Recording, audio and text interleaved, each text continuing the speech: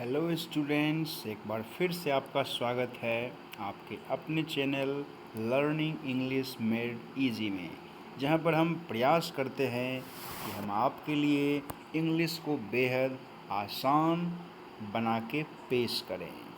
तो उसी सीरीज़ में आज पेश है हमारा ग्रामर का एक और कंफ्यूजिंग लेसन, जिसका नाम है एडवर्ब। ओके, तो लेसन शुरू करने से पहले देखिए ऊपर में ही लिखा हुआ है डिस्क्लेमर। डिस्क्लेमर से देखिए हमारा मतलब है, ये जो लिखा हुआ है मतलब कि आप ये सोचिए कि जो भी लेसन्स आपको मुश्किल लगते हैं, समझ में नहीं आते हैं, उसमें ज़्यादा नियम हैं, तो आप बस एक बात केवल ख्याल रखिए कि आप अगर उसे बार बार पढ़ें तो फिर वो जटिल लगने वाले नियम आपको आसान लगने लगेंगे। तो हर जगह ये अप्लाई होता है, इसीलिए यहाँ भी अप्लाई है। और चूँकि यहाँ तो मैं सिंपली आपके लिए वीडियो पेश कर रहा हूँ, तो आपको अलग से कोई पन्ना पलटने की ज़रूरत नहीं है। तो आप बिल्कुल ध्यान से सुने, और अगर आपको बाद में लगे कि मैं कुछ समझ नहीं पाया या मैं आधा ही समझ पाया, तो नो प्रॉब्लम, फिर से एक बार देख लीजिए, एक बार देखिए, बार बार देखिए, खुद समझ में आ जाएगा। ठीक है, तो इसी डिस्क्लेमर के साथ शुरू करते हैं अपना लेसन एडवर्ब। तो देखिए, जिस तरह से इसके पहले आता है लेसन एडजेक्टिव, और उसकी खासियत होती है कि ये नाउन या प्रोनाउन की विशेषता बताता है या इसके बारे में कुछ कहता है। तो ठीक उसी तरह से एडवर्ब भी कई सारे चीज़ों की विशेषता बताता है। इसीलिए सबसे पहले मैंने वही देखिए ये 5-6 पॉइंट्स बना करके लिखा हुआ है, और एक एक करके मैं सब का एग्जाम्पल भी आपको दूंगा कि एडवर्ब एक एडजेक्टिव की विशेषता बता सकता है। यानी सोचिए कि नाउन प्रोनाउन की विशेषता कौन बताएगा? एडजेक्टिव। और एडजेक्टिव की कौन विशेषता बताएगा? तो एडवर्ब। फिर देखिए, एडवर्ब एक वर्ब की विशेषता भी बता सकता है, और तो और ये किसी दूसरे एडवर्ब की विशेषता भी बता सकता है। और इतने से भी संतोष नहीं हो तो ये किसी प्रीपोजिशन या कंजंक्शन की विशेषता बता सकता है, और समूचे वाक्य की विशेषता भी ये बता सकता है। तो अभी तो मैंने केवल पॉइंट्स गिनाए हैं, चलिए देखते हैं सबूत। देखिए, हमारा पहला सेंटेंस है, these questions are too difficult. ध्यान दीजिए, डिफ़िकल्ट कौन? तो क्वेश्चन, और क्वेश्चन क्या है? तो नाउन। क्वेश्चन हमारा है नाउन, तो नाउन की विशेषता बताया डिफ़िकल्ट। तो डिफ़िकल्ट क्या हो गया? एडजेक्टिव। तो डिफ़िकल्ट हमारा हो गया एडजेक्टिव। बहुत अच्छा। अब देखिए, मुश्किल, कितना मुश्किल? तो बहुत मुश्किल। यानी कि टू जो है ये डिफ़िकल्ट की विशेषता बता रहा है। तो डिफ़िकल्ट हुआ एडजेक्टिव, और एडजेक्टिव की विशेषता बताने वाला क्या कहलाएगा? एडवर्ब। यानी कि टू हमारा हो गया एडवर्ब। ठीक है, चलिए आगे देखते हैं। अगला हमारा एग्जाम्पल है, the driver drove fast to reach on time. Driver क्या किया? ड्राइव किया, यानी कि ये कोई काम किया, हो गया वर्ब। अब देखिए, कैसे ड्राइव किया? तो फास्ट ड्राइव किया, यानी कि ये वर्ब के बारे में देखिए बता रहा है, तो ये भी हमारा हो गया एडवर्ब। ठीक है, तो पिछले सेंटेंस में एडजेक्टिव की विशेषता बताया, अगले सेंटेंस में वर्ब की विशेषता बताया। अब देखिए आगे क्या होता है। The plane flew exactly over our head. हवाई जहाज उड़ा हमारे सिर के ऊपर, और एग्जैक्टली कह रहा है कि ठीक हमारे सिर के ऊपर। तो अब ध्यान दीजिए, हेड हमारा नाउन है और ओवर हो गया प्रीपोजिशन। ओवर क्या हो गया? प्रीपोजिशन। और ऊपर, कितना ऊपर? तो ठीक ऊपर। तो प्रीपोजिशन की विशेषता बताने वाला क्या कहलाएगा? फिर से कहलाएगा एडवर्ब। तो इस तरह से एग्जैक्टली क्या हो गया? एडवर्ब। ठीक है, फिर से आगे बढ़ते हैं और देखिए हमारा अगला sentence. You often talk very loudly. ध्यान दीजिए, आप टॉक करते हैं। ठीक, कैसे टॉक करते हैं भाई? तो आप लाउडली टॉक करते हैं। तो टॉक हमारा है वर्ब, और वर्ब के बारे में ये कहा तो ये हो गया एडवर्ब। और देखिए, आप लाउडली टॉक करते हैं, कितना लाउडली? तो वेरी लाउडली, यानी कि वेरी फिर से एक बार लाउडली की विशेषता बता रहा है, इसीलिए वेरी भी हो गया हमारा एडवर्ब। तो देखा आपने कि किस तरह से एक एडवर्ब ने दूसरे एडवर्ब की विशेषता बताई। बात आगे रखते हुए जारी हम चलते हैं अगले एग्जाम्पल की तरफ। लिखा है undoubtedly India is a country of villages. तो इसको बाद में पढ़ेंगे, पहले अपना वाक्य देखिए कि भारत गांव का देश है, लिखा है। अब ये वाक्य, ये शब्द जो है शुरू में क्या कर रहा है? इसका मीनिंग हुआ निस्संदेह भारत गांव का देश है, यानी कि ये समूचे वाक्य की विशेषता बता रहा है, तो इसीलिए फिर से एडवर्ब हो गया।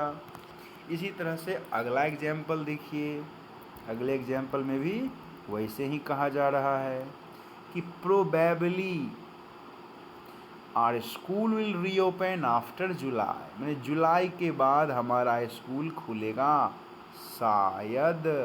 तो फिर से पूरे वाक्य के लिए बताया, इसीलिए ये भी हो गया एडवर्ब। तो समझ रहे हैं, मैं फिर से आपको गिना दूं कि आपने देख लिया कि किस तरह से adverb, adjective, verb, adverb, preposition या पूरे वाक्य की विशेषता बता सकता है। समझे बात? अब चलते हैं थोड़ा और आगे। तो परिचय हो गया एडवर्ब से हमारा। अब देखिए, ये आपके लिए एक सामान्य टिप्स है कि जनरली WH वर्ड कुल मिला करके होते हैं 9, और उसमें से केवल ये 4 हैं जो कि एडवर्ब हैं, बाकी के कोई भी एडवर्ब नहीं हैं। आपको साफ साफ फिगर में दिख रहा होगा कि ये शुरू वाले प्रोनाउन हैं, ये प्रोनाउन एडजेक्टिव दोनों हो सकते हैं, और यही जो 4 हैं व्हाई, वेयर, व्हेन, हाउ, यही प्योरली एडवर्ब है। समझे? याद रखिएगा, WH वर्ड में मात्र 4 एडवर्ब हैं। लेकिन यहाँ मेरा मकसद केवल गिनती गिनवाना नहीं था, यहाँ और भी बड़ा मकसद है।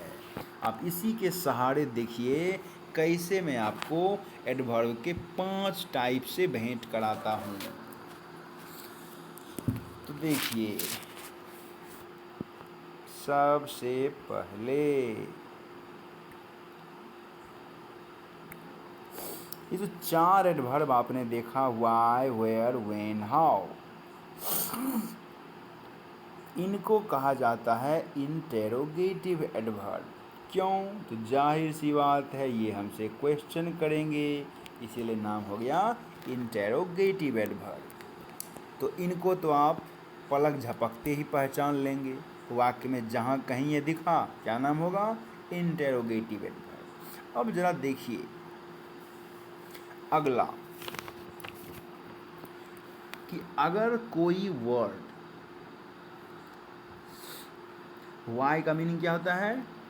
क्यों, और उसके जवाब में हम क्या देते हैं? कारण। तो अगर कोई वर्ड कारण का जवाब हो, किसका जवाब हो? कारण का, तो उसको एडवर्ब ऑफ रीजन कहते हैं। कोई बड़ी बात नहीं बता रहे हैं, सिंपल कि अगर कोई वर्ड कारण का जवाब हो, तो कारण हो यानी कि वाई का जवाब हो, वाई का जवाब हो, तो उसको बोलेंगे एडवर्ब ऑफ रीजन। थोड़ा इसको और ऊपर करके मैं दिखाऊँ आपको बढ़िया से। हाँ, अब आपको सब दिखेगा। देखिए तो रीजन बताने के लिए हम प्रयोग करते हैं hence, therefore, so, that's why. तो इन सारे वर्ड्स को आप क्या कहेंगे? Adverb of reason. उसी तरह से अगर कोई वर्ड वेयर का जवाब हो, किसका जवाब हो? वेयर का, तो वेयर हमने कहा, तो उस वर्ड को हम बोलेंगे एडवर्ब ऑफ प्लेस। जैसे कि हियर, देयर, एवरीवेयर, नोवेयर, ये सब क्या बताएंगे? जगह। फिर देखिए आप, अगर कोई वर्ड समय बताए, तो उसको आप झट से एडवर्ब ऑफ टाइम के अंतर्गत डाल दीजिए।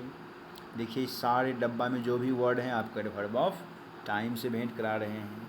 और अगर कोई वर्ड हाउ का जवाब हो, हाउ माने कैसे, जैसे आपको पूछा जाएगा कि आप कैसे बोलते हैं, तो आप कहिएगा मैं तेज़ी से बोलता हूँ। तेज़ी से क्या हो गया? मैनर, तरीका। तो अगर कोई वर्ड हाउ का जवाब हो, तो वो एडवर्ब ऑफ मैनर कहलाएगा। और इस तरह के एडवर्ब तो आप बहुत देखे होंगे। क्यों? तो इसका सिंपल तरीका है कि आप एडजेक्टिव में एल वाई लगाइए और एडवर्ब पाइए। तो आपको जो भी एडजेक्टिव पता है और अगर उसमें एल वाई लग सकता है, तो जो भी आपको मिलेगा वो क्या होगा? Adverb of manner. तो देखा आपने किस तरह से बड़ी आसानी से हमने 5 टाइप से भेंट कर लिया। इंटेरोगेटिव एडवर्ब क्वेश्चन पूछने के लिए, एडवर्ब ऑफ रीजन कारण बताने के लिए, एडवर्ब ऑफ प्लेस जगह बताने के लिए, एडवर्ब ऑफ टाइम समय बताने के लिए, और एडवर्ब ऑफ मैनर तरीका बताने के लिए। लेकिन इसके साथ एक हिंट है। देखें वो हिंट क्या है। देखिए कि जनरली हम एडजेक्टिव में एल वाई लगाएंगे तो हमको एडवर्ब मिल जाएगा, अच्छी बात है, और कई जगह हमको मिल भी जाता है। लेकिन आप ये मत सोचें कि अगर किसी वर्ड के लास्ट में एल वाई है तो हम उसको आँख मूंद कर एडवर्ब ही कह देंगे। ये नहीं सोचना है। और इसी सोच को दूर करने के लिए कुछ एग्जाम्पल है हमारे पास। आप देख लीजिए एग्जाम्पल को। लिखा है फ्रेंडली, अगली, लवली, ऑयली, स्माइली, सब के लास्ट में एलवा है, लेकिन कोई भी एडवर्ब नहीं है। चूँकि एडवर्ब होने के लिए क्या शर्त है कि वर्ड को पहले होना चाहिए एडजेक्टिव, और तब हम उसमें लगाएंगे एल वाई, तब जाके हमको मिलेगा एडवर्ब। समझे? चलिए अब चलते हैं हम अपने अगले पेज की तरफ, यानी कि अगले टाइप की तरफ।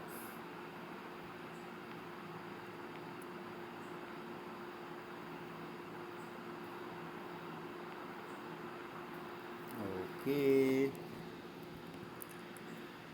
हमारा अगला पेज देखिए हाजिर है। और देखिए इसमें कौन कौन से टाइप हम पढ़ने वाले हैं। देखिए 3 पिक्चर में आपके लिए क्या क्या बताया गया है। तो एडवर्ब की टाइप हम देख रहे थे, 5 टाइप हमने देख लिया। अगला टाइप देखिए, वर्ड आया है फ्रीक्वेंसी। फ्रीक्वेंसी मतलब होता है ये बताना कि कोई चीज़ कितनी बार हो रहा है। क्या मीनिंग हुआ? कि कोई चीज़ कितनी बार हो रहा है। तो 1 बार हो रहा है, कि 2 बार हो रहा है, कि बार बार हो रहा है, कि कभी कभी कभी हो रहा है। इस तरह से अगर कोई ये बताए कि कितनी बार हो रहा है, उसको हम एडवर्ब ऑफ फ्रीक्वेंसी में डाल देंगे। कोई दिक्कत की बात ही नहीं है। इस तरह के वर्ड आप सेंटेंस में जहाँ कहीं देखें एडवर्ब ऑफ फ्रीक्वेंसी हाजिर है। उसी तरह देखिए एडवर्ब ऑफ डिग्री। डिग्री मतलब देखिए जैसे कि हमारे पास होता है थर्मोमीटर, तो थर्मोमीटर से हम क्या नापते हैं? टेम्परेचर। कि थर्मोमीटर है और हम कहें कि नीचे में इसमें है 0 हमारे शरीर का टेम्परेचर नापने के लिए, और ऊपर में ये देखिए सेल्सियस अगर लेंगे आप तो 100 डिग्री सेल्सियस तक होता है। तो हमारे शरीर का तो टेम्परेचर लगभग 37 से 40 तक में ही नापा जाता है, उससे अधिक होता ही नहीं। ठीक है, तो मतलब कि बुझिए कि कोई मशीन हुआ जो नाप रहा है कि कितना टेम्परेचर है भाई, तो 40 है, 35 है, 30 है, ऐसा। उसी तरह से ये जो डिग्री है ये भी नापता है। ये नापता है किसको? तो ये नापता है, देखिए ये नापेगा वर्ब को, ये नापेगा एडजेक्टिव को, ठीक है, ये नापेगा एडवर्ब को, और नाप करके बताएगा कि कितना गुण है उसमें। ठीक है, जैसे मैं बताऊं कि आप थोड़े से मूर्ख हैं, क्या बताऊं? आप थोड़े से मूर्ख हैं, तो अब तुरंत हम पूछेंगे कितना मूर्ख हैं, तो थोड़े से। यानी कि आप सोच लीजिए कि जैसे मान लीजिए कि मूर्खता का भी कोई स्केल होता हो। ये मान लीजिए मूर्खता का स्केल हुआ, जहाँ पे यहाँ नीचे में हो गया छोटा मोटा मूर्ख और ऊपर में हो गया महामूर्ख। तो आप थोड़े से ही मूर्ख हैं, इसीलिए आपको नीचे में रखेंगे। ठीक है, चलिए तो एग्जाम्पल हो गया ऐसे ही हंसी मजाक में। देखिए तो एडवर्ब ऑफ डिग्री जो है ये नापता है और नाप करके बताता है कि कोई भी गुण कितना है। तो इसमें वर्ड्स आते हैं very, much, little, slightly, hardly, scarcely, ये सब आते हैं और ये गुण की मात्रा बताते हैं।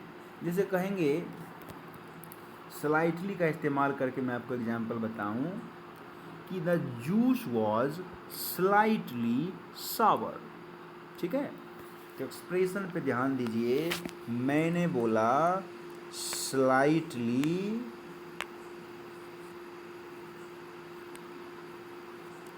और उसके बाद मैंने कहा सावर। ठीक है, तो सावर हो गया खट्टा। सावर क्या हो गया? खट्टा। कितना खट्टा भाई? तो बस थोड़ा सा खट्टा।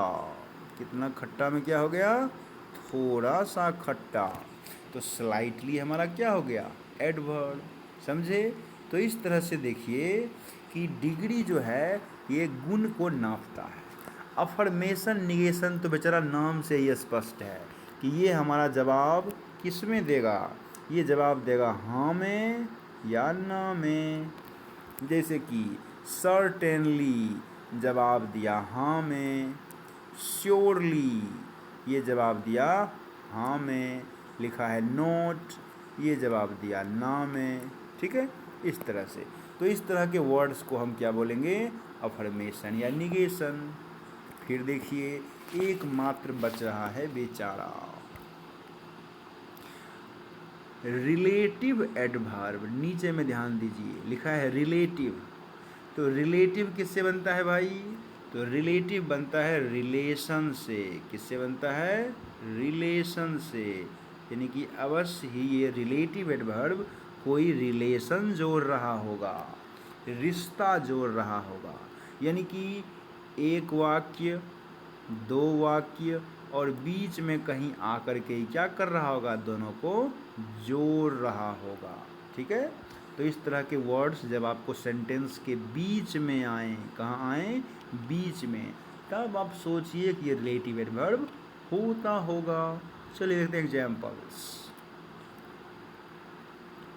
देखिए लिखा है, how long have you been absent, कब से आप अनुपस्थित रहे हैं। तो क्या लगता है, कब से समय बता रहा है, okay, adverb of time. He is poor hence he can't pay fee, वह गरीब है इसीलिए वह फ़ी नहीं दे सकता। ये क्या बताया, कारण, लीजिए एडवर्ब ऑफ रीज़न, ये हमारा एडवर्ब ऑफ रीज़न हो गया। आगे बढ़ते हैं फिर से, फिर देखिए लिखा है, my stolen keys were found nowhere, ध्यान दीजिए नो वेयर, ये जगह बता रहा है, adverb of place. Our fight is to land shortly, sorry this is flight, so our flight is to land shortly, मतलब कि कुछ ही समय में हमारा फ्लाइट लैंड करने वाला है, ये समय बताया, तो फिर से एडवर्ब ऑफ प्लेस। आगे बढ़ते हैं, the artist has prettily designed the statue, मतलब आर्टिस्ट ने स्टेच्यू को डिज़ाइन किया, कैसे डिज़ाइन किया, तो सुंदर ढंग से। हाउ का जवाब है, तो एडवर्ब ऑफ मैनर। आगे चलते हैं, all had left the party when we arrived, अभी ही बताए थे, ध्यान दीजिए। तो कैसे देखिए जोड़ रहा है, व्हेन के आगे देखिए एक सेंटेंस, पीछे देखिए एक सेंटेंस, सारे लोग पार्टी को छोड़ चुके थे जब हम पहुँचे, तो रिलेट देखिए कर रहा है, ये हो गया रिलेटिव एडवर्ब, इसका नाम रिलेटिव एडवर्ब। अगला में चलते हैं, take this medicine thrice a day, इस दवाई को लीजिए दिन में 3 बार, 3 बार, 4 बार, 9 बार, क्या बताया, फ्रीक्वेंसी।